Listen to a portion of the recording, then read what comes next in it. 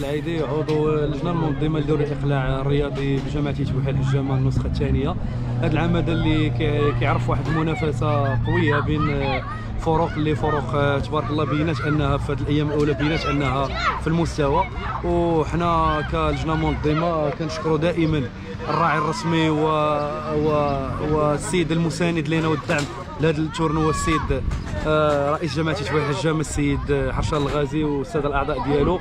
ولا ننسى بالذكر ايضا السيد قائد قياده بني عمرو اي سكري والسلطات المحليه وعوان السلطه اللي كيساعدونا، وايضا المنبر ديال مابريس اللي دائما مواكب لينا، وهذه القناه هذه اللي كتعجبني انا بزاف وكنتبعها.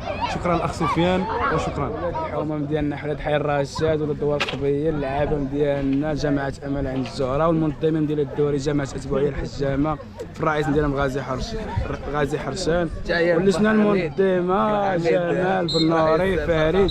نشكر جميع اطر الساهره على الدوري هذا، ونتمناو بان تكون راح الرياضيه.